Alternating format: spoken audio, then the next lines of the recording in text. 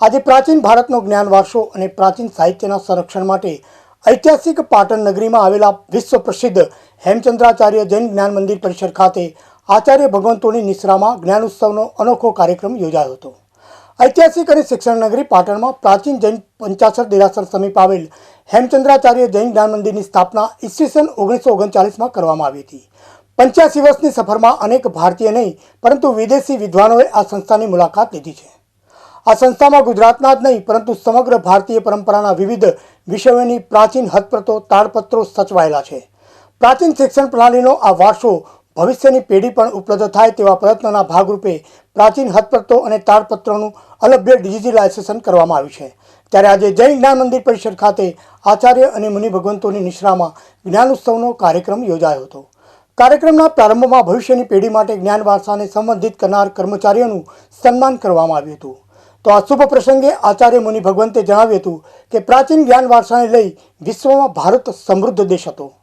અહીંયા ઋષિમુનિઓની આજ્ઞા ચાલતી હતી। રાજા ભલે રાજ્ય કરતો હોય પરંતુ દરેક રાજા પોતાના માથે ગુરુ રાખતા હતા।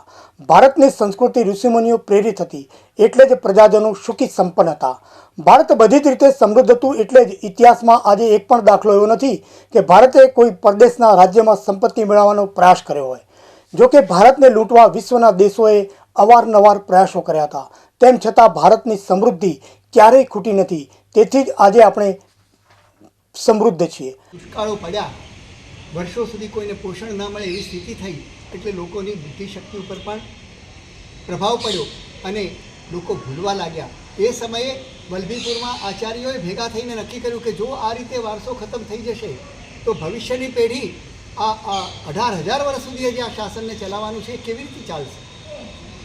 એટલે 500 આચાર્યો વલભીપુરની અંદર ભેગા થયા। આચાર્યો કીધા છે 500 આચાર્યો હોય તો મુનિ ભગવંતો અને સાધ્વીજી ભગવંતો કેટલા હશે એની કલ્પના કરી શકાય। એટલું મોટું આયોજન થયું અને એ વખતે જેને જે યાદ હતું તે લખી લેવામાં આવ્યું। એટલે આ વારસો આપણે ત્યાં જે છે ને એ એટલો અદ્ભુત હતો। આખા વિશ્વમાં આ વારસાને લઈને ભારત વિશ્વમાં સૌથી સમૃદ્ધ દેશ હતો।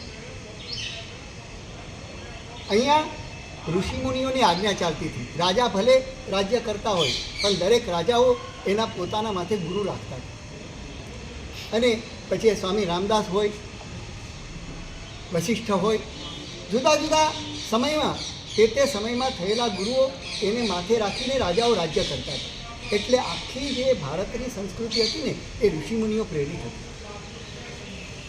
આ પ્રસંગે જીતેન્દ્ર શાહ, યતિન શાહ, જૈન શ્રેષ્ઠીઓ અને પાટણની જ્ઞાન પ્રેમી જનતા ઉપસ્થિત રહી હતી।